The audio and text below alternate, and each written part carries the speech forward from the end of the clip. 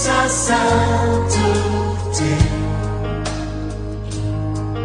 L'univers crie sa majesté. Chantons gloire et puissance, force et louange à l'agneau immolé. Frères et sœurs, dans le Seigneur, nous bénissons le nom de notre Père et notre Dieu pour ce nouveau dimanche où nous allons encore lui offrir notre culte et écouter notamment sa parole. Parce qu'il a encore des choses à nous dire, il a encore des choses à réaliser dans nos vies selon son projet éternel. Nous allons élever nos voix et prier le Seigneur pour lui présenter encore ce moment d'écoute la parole. Seigneur, nous te bénissons. Toujours nos cœurs exultent de joie de savoir que nous avons un merveilleux Seigneur, Jésus-Christ, qui nous a aimés et qui s'est donné pour nous. Seigneur, tu as encore des choses à planter dans nos esprits et tu as encore des guérisons à réaliser, des bénédictions à manifester. Seigneur, tu as encore toutes choses, tout type de choses à faire.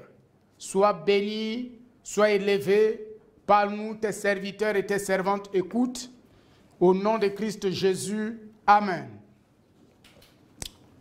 Ce matin, nous allons toujours poursuivre avec le sang de Jésus. Et nous aurons donc pour thème le sang de Jésus, clé de la communion avec Dieu et avec les autres.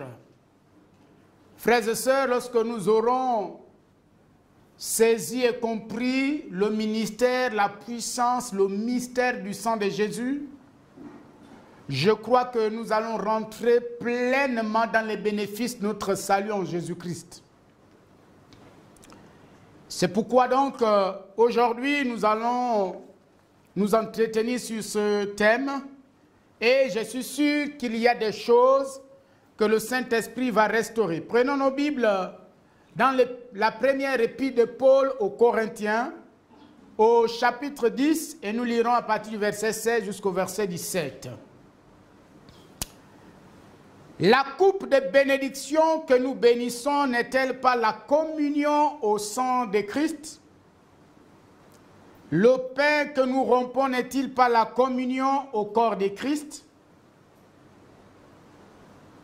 Puisqu'il y a un seul pain, nous qui sommes plusieurs, nous formons un seul corps. Car nous participons tous à un même pain. Je disais que nous avons pour thème le sang de Jésus, clé de la communion avec Dieu et avec les autres. Le mot communion revient 2 fois dans le passage. Et ce mot, c'est koinonia. Koinonia. C'est le mot koinonia en grec. Et koinonia, c'est un mot assez fort parce qu'il signifie ce qui est commun à plusieurs personnes. Ce qui est commun à plusieurs personnes. Et cette définition nous renvoie directement à la notion d'alliance. En effet, dans l'Orient antique, lorsque 2 personnes scellaient une alliance, contractaient une alliance, c'était un engagement que chacun prenait l'un vis-à-vis de l'autre. Et dans cet engagement, l'un disait à l'autre, ce qui m'appartient t'appartient et ce qui t'appartient m'appartient. Donc désormais, tout leur était commun. Ta famille est ma famille et ma famille est ta famille. Tes biens sont mes biens et mes biens sont tes biens. C'est ça le principe de l'alliance. Et nous trouvons ce principe de l'alliance dans cette notion de communion. Ce qui est commun à plusieurs personnes. Donc le sang de Jésus qui a coulé lorsque je fais l'expérience du sang de Jésus, de l'œuvre de Christ, par la foi, désormais tout ce qui est à moi appartient à Dieu. Et tout ce qui est à Dieu m'appartient. Oh Seigneur, quelle grâce, quelle bénédiction. Ça veut dire que tes problèmes ne sont plus tes problèmes propres à toi. Désormais, tu les partages avec Dieu. Hier, tu te préoccupais toi seul de trouver des solutions à tes problèmes. Désormais, à cause du sang de Jésus, tu es rentré en communion avec Dieu. Le sang de Jésus t'a mis en communion avec Dieu. Et tes problèmes deviennent des problèmes communs à Dieu. Cela veut dire quoi? Ça veut dire que quand tu souffres, Dieu souffre avec toi. Quand tu es préoccupé par des problèmes de santé, Dieu est préoccupé par les mêmes problèmes. Pourquoi? Parce que ça vous est commun. À cause de la communion. J'attends quelqu'un qui dit, Seigneur, je vis mes problèmes seul. Personne ne vient à mon secours. Personne ne s'intéresse à moi. Personne ne fait attention à moi. Je souffre seul. Quelle frustration. Quelle frustration contre le Saint-Esprit. La communion par le sang de Jésus oblige Dieu. Ce n'est pas toi qui l'oblige, mais c'est le sang de l'alliance. Le sang de Jésus oblige Dieu de prendre à cœur tes problèmes, de prendre à cœur tes préoccupations, de prendre à cœur tes questionnements, de prendre à cœur tes soucis. Il ne les prend pas seulement à cœur, mais il met à ta disposition les solutions qu'il a pourvues en Christ. Maintenant, tu dis, oui, mais pasteur, ce que tu dis, c'est beau à entendre. Mais pourquoi, jusqu'à maintenant, ma situation n'a jamais changé? Ta situation ne change pas la réalité de ce que la Bible déclare. Ne change pas le principe. Le problème n'est pas que ta situation est difficile. Ta situation n'est pas difficile.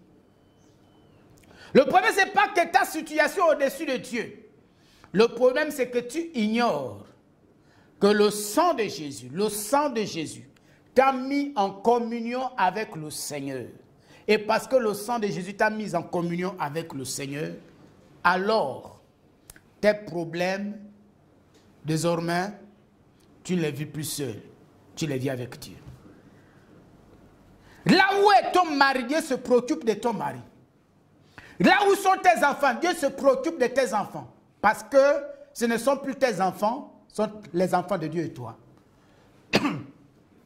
À cause du principe de l'alliance. Ton emploi, Dieu veille sur ton emploi. Même lorsque tu n'es pas conscient. Dieu y veille. Comme il veille sur tes enfants. Il veille sur ton époux.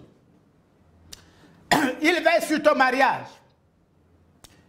Il veille sur ta joie. Il veille sur toute ta famille. Parce que c'est cela la communion. Mais ça veut dire aussi association, partenariat. La communion a fait de Dieu ton associé. Hier, tu n'avais pas d'associé. Hier, tu étais livré à toi-même. Mais à cause de la communion par le sang de Jésus, Dieu est devenu ton partenaire. Et tu es un partenaire fidèle. Vous savez, il a enseigné une grande leçon à Abraham. En Genèse 15, à partir du verset 1 jusqu'au verset 7, jusqu'au verset 17, pour aller jusqu'au verset 17, Dieu va demander, Abraham a posé à Dieu une question. Il a dit, Dieu, quelle est l'assurance, quelle est la garantie que tu me donneras cette terre? Dieu lui a dit, prends une génisse de 3 ans, prends une tourterelle de 3 ans. Et il lui a demandé de disposer tous ces animaux. Abraham a disposé ces animaux. Après qu'il ait disposé ces animaux, la Bible déclare qu'Abraham est allé dormir. Il a commencé à faire des rêves. Ça veut dire que le sommeil d'Abraham était profond. Mais quelque chose va se passer au verset 17. Dieu va traverser l'offrande pendant qu'Abraham dormait. Pourtant, dans le principe de l'alliance, Dieu et Abraham devaient se croiser au milieu du sacrifice pour sceller l'alliance. Mais là, Dieu va traverser seul le sacrifice pour assurer Abraham qu'Abraham, il était impossible d'être fidèle, totalement fidèle, parfaitement fidèle à l'alliance. Mais même dans ton infidélité, Abraham, moi, je resterai fidèle à mon alliance. Oh, frère, c'est ça la profondeur de ce qu'on nous dit ici. Que lorsque tu prends la coupe de la Sainte Seine, lorsque tu bois la coupe de la Sainte Seine, c'est la coupe des bénédictions qui te met en communion avec le Seigneur Jésus-Christ. Et c'est un engagement que Dieu prend. Ce n'est pas toi qui prends des engagements. C'est Dieu qui prend l'engagement vis-à-vis de toi. Vous allez voir que dans toutes les alliances d'Abraham, Abraham n'a pris aucun engagement. C'est Dieu qui a pris des engagements vis-à-vis d'Abraham. À chaque fois que tu prends la Sainte Seine, la coupe qui représente le sang de Jésus, la Bible dit que c'est la coupe de bénédiction. Pourquoi la coupe de bénédiction? Parce que Dieu déclare, pendant que tu prends la Sainte Seine, il te dit Paul, Jean, Matthieu, Jeanne, Pierrette, désormais tes problèmes sont nos problèmes, tes difficultés sont nos difficultés, tes soucis sont nos soucis. Tu ne seras plus jamais seul. Je prends l'engagement devant moi-même d'être fidèle, d'avoir mon regard sur toi, d'intervenir en ta faveur à chaque fois que tu auras un besoin. C'était ça le principe de l'alliance. Quand deux personnes scellaient l'alliance, l'autre partie, quand l'une des parties était en danger, l'autre partie avait l'obligation d'aller au secours de l'autre. Est-ce que tu comprends? Ça veut dire quand tu es en danger, quand tu es en difficulté, quand tu es dépassé par les soucis de la vie, dès que Dieu voit sur toi la marque du salut, la marque du sang de Jésus, il descend, il entre en scène pour te secourir. Même quand tu es affaibli, tu ne sais plus quoi dire dans la prière. Dès que Dieu a vu le sang de l'alliance, le sang de l'alliance, le sang de la communion, il est obligé d'intervenir en ta faveur. Il va créer les circonstances. Il va mettre sur toi des hommes. Il va mettre sur toi des femmes qui vont intervenir en ta faveur. Parce que c'est cela la communion. Il a décidé d'être ton partenaire. Tu ne seras plus jamais seul. Nous bénissons le Seigneur pour cela. Donc c'est ça la profondeur du sang de Jésus. Désormais, tu peux rentrer en intimité. Oui, c'est ça. Alors la deuxième chose, après ces moments de définition, c'est que la communion me parvient par le sang de Jésus. Donc le sang de Jésus me met en communion avec Dieu. Le sang de Jésus rend l'intimité avec Dieu possible et profonde. Oh Dieu, oh Dieu, oh Dieu, oh Dieu. Le sang de Jésus est la provision de Dieu. Est la provision divine. Pour une intimité profonde. Pour une intimité réelle. Pour une intimité sincère. Pour une intimité basée, fondée sur la vérité et la sincérité. La clé, c'est le sang de Jésus. Comme nous dit notre passage. Voyez-vous, il dit la coupe de bénédiction que nous bénissons, n'est-elle pas la communion?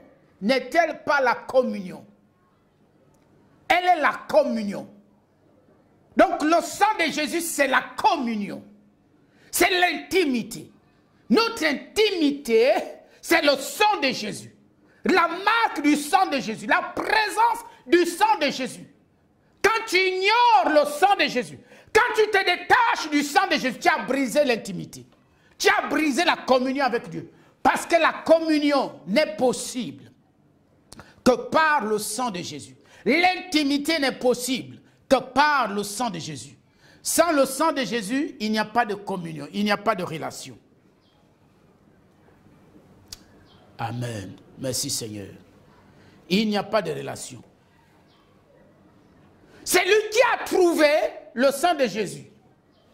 A trouvé le secret de l'intimité, de la relation, de l'intimité profonde. Avec Dieu d'abord. Mais aussi avec les autres.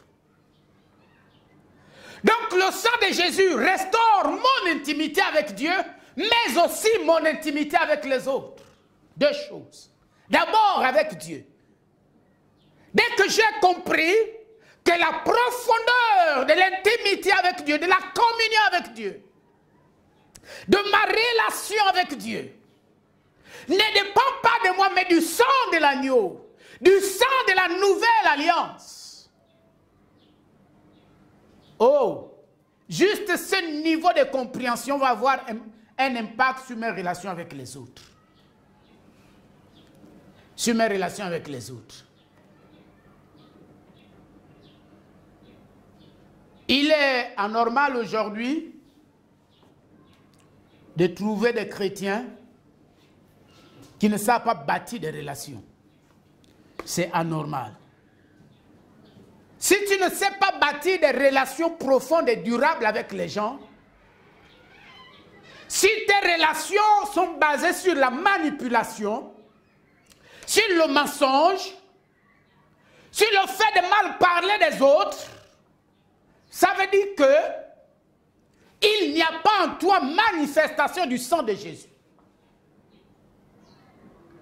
Si les relations que tu bâtis, c'est pour attirer l'attention sur toi-même, c'est pour satisfaire d'abord tes intérêts, cela veut dire qu'il n'y a pas en toi la manifestation du sang de Jésus.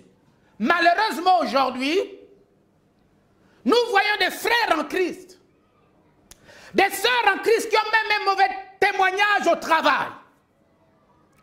Parce qu'ils auraient eu des révélations, leur disant que tel en veut à ton emploi, tel a mené ton nom dans ce boutique. Il ne faut pas le saluer, il ne faut pas le toucher, il ne faut pas t'attendre avec lui. Ça, c'est la sorcellerie. Ça, c'est l'esprit de sorcellerie et de manipulation. Parce que là où se manifeste la puissance du sang de Jésus, le sang de Jésus ne brisera jamais une relation. Le sang de Jésus a pour vocation de bâtir et de guérir les relations. Donc si tu as un mauvais témoignage avec tout le monde, si lorsqu'on arrive à ton service et qu'on dit non, ça c'est un frère en Christ, oh lui là, ah bon, ah mais il a un mauvais témoignage ici, hein. Il ne s'attend avec personne. Ça veut dire que le sang de Jésus n'est pas à l'œuvre dans ta vie. Parce que là où le sang de Jésus est à l'œuvre, les relations sont profondes. Ça veut dire que la prière que tu pries là, tu ne pries pas le vrai Dieu. Parce que si tu pries le vrai Dieu, le Dieu qui a donné son Fils, donc qui s'est donné lui-même, qui a répandu son sang, et que ce sang t'a touché par l'œuvre du salut, ce Dieu ne peut pas se contredire et c'est contre nature pour lui de venir te diviser avec des collègues de travail. Avec des collègues de travail. C'est pourquoi c'est anormal pour une famille. Une famille, là où les gens devaient s'attendre, là où les gens devaient former une même personne, là où les gens devaient se soutenir mutuellement, mais les gens se mordent les uns les autres. Les gens font de la jalousie. Certains même tuent les autres par la sorcellerie. Les gens s'envoûtent les uns les autres. Ça, c'est l'esprit de sorcellerie. Ça, c'est l'esprit de sorcellerie. Parce qu'il y a une famille qui a compris le secret du sang de Jésus. C'est une famille unie. C'est une famille forte. C'est une famille qui se soutient mutuellement. C'est une famille où les gens se portent les uns les autres. C'est là où les gens vont au secours des uns des autres. Malheureusement aujourd'hui, il y a des familles chrétiennes où parfois papa est chrétien, maman est chrétien, les frères et sœurs sont chrétiens, mais ils ne s'attendent pas. Là, il y a un problème. Vous savez, un jour, dans une séance d'école de guérison, après un message où nous parlions de la nécessité de l'unité, donc l'œuvre de Christ, une maman est venue me voir un dimanche. Elle a fait le témoignage. Avant de me voir, à la fin du culte, elle a d'abord fait le témoignage. Parce que les dimanches, nous avons la séance de témoignage. Et au cours de cette séance de témoignage, la maman s'est levée. Elle dit, j'ai perdu ma grande sœur il y a quelques années. Et au cours du décès de ma grande sœur, mes nièces et mes neveux m'avaient accusé que c'est moi qui avais tué ma grande sœur. Et depuis ce jour-là, je ne m'attends plus avec mes nièces et mes neveux. Je ne suis plus jamais parti leur rendre visite. Mais elle dit, mais j'ai écouté la parole. Et j'ai compris que c'est une mauvaise attitude.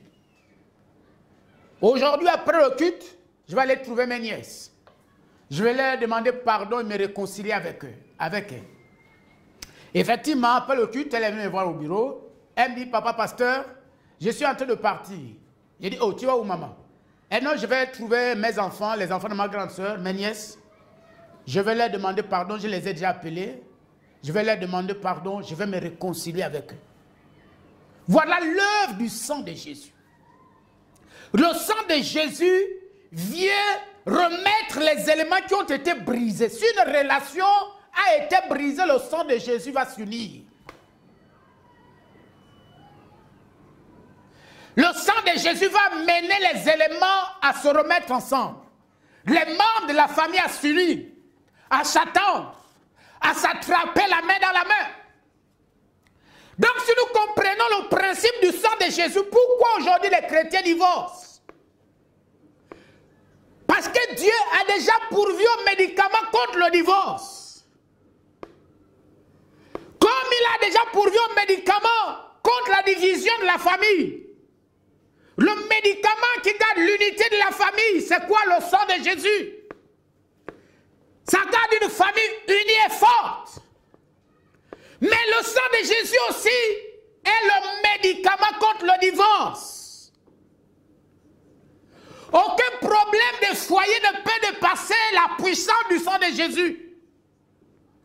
Mais pourquoi nous voyons aujourd'hui des chrétiens qui courent dans les tribunaux et qui reviennent avec des documents qui parlent de leur divorce?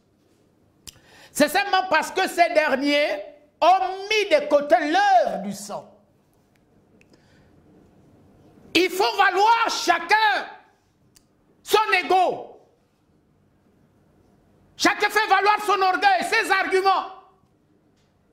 Mais personne ne regarde la puissance de l'œuvre de Christ. Parfois ils vont dire, nous allons d'abord mettre la veste de chrétien de côté. Oui, si vous mettez la veste de chrétien de côté, qui va vous unir? Qui va vous réconcilier? Il y a même ceux qui disent, c'est pas parce que je suis chrétien qu'on doit marcher sur moi. Oui, si tu ne regardes plus à la puissance du sang de Jésus, dis-moi, qui peut briser le cœur de ton mari pour qu'il te demande pardon? Qui peut briser le cœur de ta femme pour qu'elle comprenne qu'elle doit s'humilier devant toi et vous réconcilier? Où chacun peut regarder à lui-même et voir sa responsabilité et dire, ma femme, je vois que j'ai été responsable de ce que nous vivons. Mon mari, je vois que j'ai été responsable. Je m'humilie devant toi et devant le Seigneur. Et la puissance du sang de Jésus va descendre. La puissance du sang de Jésus va briser les liens du divorce. La puissance du sang de Jésus va briser les liens de la division du foyer. Et la puissance du sang de Jésus va vous unir. Et vous allez continuer votre route avec le Seigneur. Mais si aujourd'hui, c'est parce que nous n'avons pas la révélation du sang de Jésus. Raison pour laquelle nous avons des familles faibles et nos foyers aussi aujourd'hui. Au lieu de nous laisser conduire par l'œuvre du sang de Jésus, nous nous laissons conduire par le système de ce monde séculier qui a décidé de se lever contre les principes de l'Évangile, de faire tout ce qui contredit la parole. Malheureusement, nous avons pris ça en modèle, en exemple, pensant que c'est le modèle idéal. Le modèle idéal est dans la parole. Et le secret de l'unité d'un foyer, de la communion d'un ménage, ce n'est pas nos belles paroles, ce n'est pas nos arguments pour convaincre l'autre, mais c'est la puissance du sang de Jésus. Donc, sœur, je suis en train de parler à quelqu'un, toi qui m'écoutes. Jésus te demande de revenir à son sang. Le Père te demande de revenir à son sang. Et ta famille sera unie. Il te demande de revenir à son sang. Et ton foyer sera guéri. Vous savez, même l'Église, en réalité, l'Église est l'endroit où l'unité et l'amour doivent être les éléments caractéristiques. Malheureusement, vous allez trouver dans l'Église des groupes. Et parfois, au-dessus de chaque groupe, il y a un gourou qui est un grand sorcier. Ils se manipulent les uns les autres par des fausses prophéties. Juste pour diviser. Des décisions, parfois qui sont prises, pas parce que le Saint-Esprit a parlé, mais parce que notre ego est blessé, parce qu'on a été frustré.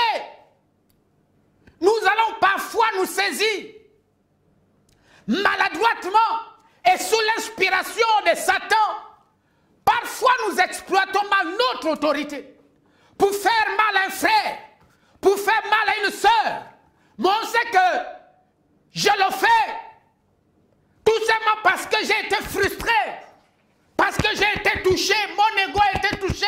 Je vais lui régler mes comptes. Je vais lui montrer que c'est moi qui suis son autorité. Frère, c'est la chair. C'est satanique. C'est de la sorcellerie. Le sang de Jésus nous amène à l'humiliation. À nous dire où est-ce que j'ai péché contre mon frère.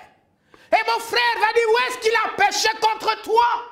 Et ensemble nous nous humilions devant la croix. Vous savez, un jour, il y a quelques années, nous traversions une période de crise dans notre communauté. Et c'était autour des années 2003-2004. Et à cette époque, j'étais pasteur à Maboukou. Pendant que je marchais dans la concession de l'église, le Saint-Esprit va me parler. Il va me dire, si je te prends, et je prends telle personne, telle autorité, que vous êtes en train de diaboliser, et telle, si je vous prends vous tous, je vous mets devant la croix, je vais te montrer le péché de l'autre ou ton propre péché. Et lorsque je me suis examiné face à cette question, je me suis rendu compte que devant la croix, Dieu ne va pas me révéler le péché de l'autre, mais mon propre péché. Et ce jour-là, je me suis humilié. Or, nous pensons que le péché, c'est toujours l'autre. Le mal, c'est l'autre. Non. Si l'autre est le mal quelque part, moi aussi, certainement, je suis le mal quelque part. Et ensemble, venons vers la puissance du sang de la communion.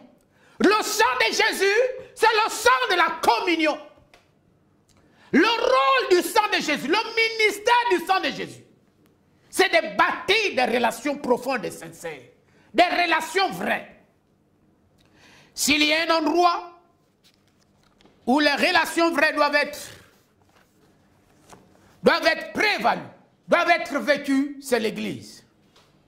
L'Église est le lieu indiqué pour vivre les relations profondes dépouillées de l'hypocrisie et de toute forme d'intérêt. Et c'est parmi ceux qui ont fait l'expérience du sang de Jésus que nous devons rencontrer des familles soudées, des familles unies, des familles qui vivent dans la complicité, mais aussi des couples unis. Oui, mes frères, le sang de Jésus. Jésus a brisé son corps. Et il a donné à chacun une portion du pain. Chacun a reçu une portion du pain. Et chacun de nous a reçu une portion du pain. Et c'est ce pain que nous avons reçu, cette portion du pain que nous avons reçu, qui forme l'Église. Jésus a déjà brisé son corps pour former un seul pain. Christ Jésus, qui est son corps, nous sommes son corps. Pourquoi nous sommes son corps? Il n'a pas dit nous sommes ses corps, mais nous sommes son corps. Pourquoi nous sommes son corps? Parce que chacun de nous a reçu une portion du pain. Et ces pains ont formé un seul pain, un seul corps, que nous appelons l'Église. C'est-à-dire un seul pain et c'est Christ. La portion du pain qui forme l'Église, c'est la portion du Christ qui est en nous. Voilà l'Église. Et Christ n'est pas divisé. Donc nous aussi, nous ne devons pas être un peuple divisé, mais un peuple uni et fort, qui se tient la main dans la main, où chacun, lorsqu'un frère est éprouvé, nous sommes avec lui. Nous le soutenons dans la prière. Nous le soutenons de toute forme que ce soit. Nous l'accompagnons. Quand un frère est faible, nous le tenons par la main pour le relever. C'est ça l'œuvre du sang de Jésus. Parfois, lorsque nous sommes informés de la chute d'un frère, on chante les louanges, on se réjouit. Mais ça, c'est l'esprit de sorcellerie. Parce que là où il y a la puissance du sang de Jésus, il y a la communion. Alors, frères et sœurs, ce matin, il était question pour nous de méditer sur l'œuvre du sang de Jésus. Vous voyez, l'œil, l'oreille, les mains, les pieds sont tous liés par un seul élément, le sang. Donc même si nous sommes différents les uns des autres, il y a un élément qui nous unit, c'est le sang de Jésus. Il y a un élément qui nous unit, c'est le corps de Christ. C'est-à-dire la portion du pain qui est en chacun de nous. Alors rentre en toi-même. Quelle est la qualité de ta communion avec le Saint-Esprit?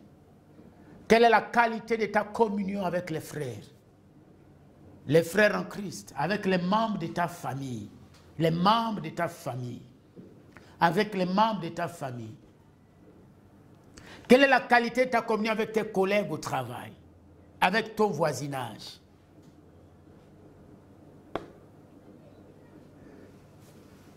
Alors, tu peux revenir au Seigneur. Vous savez, je vais terminer par ce témoignage. Il y a une sœur, lorsqu'elle est venue au monde, son père ne l'a presque pas reconnue. En fait, son père ne l'a pas reconnue. Elle a été reconnue par le frère de sa mère. Et puis, petite, quand elle allait au marché, sa maman lui montrait son père. Quand le monsieur passe, il dit, voilà ton père. Voilà ton père. Voilà ton père. Et il y a 10 ans, la sœur s'est convertie, elle a connu Christ. Elle en voulait à son père. Vraiment, elle en voulait à son père parce que son père ne l'avait pas reconnu. Mais avec les messages, la parole de Dieu, la puissance du sang de Jésus, elle a décidé elle-même de chercher son père. Elle a rencontré son père. Et quand elle a rencontré son père, il y a 10 ans, elle a dit à son père, papa, je te pardonne. Je t'en voulais, j'en voulais à ta personne. Mais je suis venu pas pour te dire que j'en veux encore à ta personne. Mais je suis venu pour te dire que je te pardonne. Tu es mon père, je t'accepte tel que tu es, même si tu ne m'as pas reconnu. Et ça avait touché profondément ce monsieur. Ce monsieur, à un moment, est tombé malade. Quand il est tombé malade, c'est la sœur en question qui est partie au chevet de son père. Elle a pris soin de son père.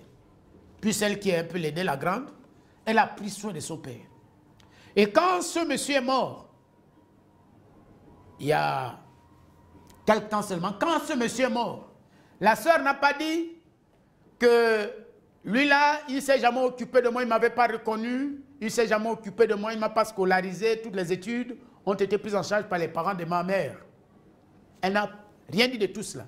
Au contraire, c'est elle qui a pris soin de son père. Et elle a fait voyager, elle a voyagé pour aller enterrer son père. Et l'enterrer dignement. Voilà comment agit la puissance du sang de Jésus. Le sang de Jésus, c'est le sang de la communion. Une communion profonde. D'abord avec Dieu et avec les autres. Regarde-toi en toi-même. Et ce matin, le Saint-Esprit veut te guérir par son sang. Seigneur, merci.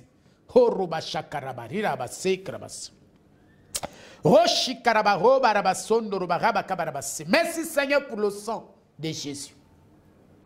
Seigneur, merci pour le sang de communion.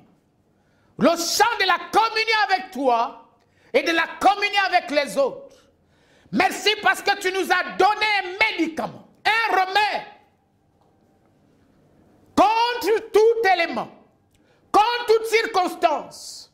Seigneur, qui tenterait non seulement de briser notre communion avec Dieu, mais notre communion avec le prochain. Et Seigneur, je déclare au nom de Jésus que là où il y avait des relations brisées, là où il y avait les relations brisées, je déclare que le sang de Jésus se met à l'œuvre. Le sang de Jésus se met en mouvement pour guérir, restaurer ces relations. Là où il n'y avait pas de pardon, là où il y avait des intérêts égoïstes. Oh, merci Seigneur pour la gloire du sang, pour la puissance du sang de Jésus, qui restaure et guérit ces relations. Béni soit ton nom, Seigneur. Parce que là où ton sang agit, la réconciliation y est, la paix y est, l'unité y est. Nous te bénissons, Seigneur, au nom de Christ Jésus. Amen. Maintenant, prends ton offrande. Au nom puissant de Christ Jésus, Saint-Esprit, Seigneur, c'est grâce à cette offrande que tu nous as donnée, qui est ton Fils, que nous sommes aujourd'hui sauvés. Seigneur, je déclare au nom de Jésus que l'offrande de ma soeur ce matin, mon frère ce matin, lui apporte salut, guérison, délivrance, paix, réconciliation au nom de Christ Jésus. Seigneur, que tu multiplies cette offrande au-delà de toute mesure. Nous te bénissons et te sanctifions au nom de Christ Jésus. Amen. Merci beaucoup. Passez un excellent dimanche.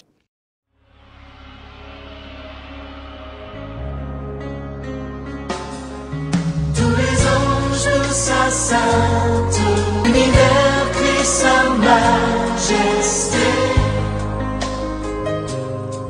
Chantons gloire et puissance.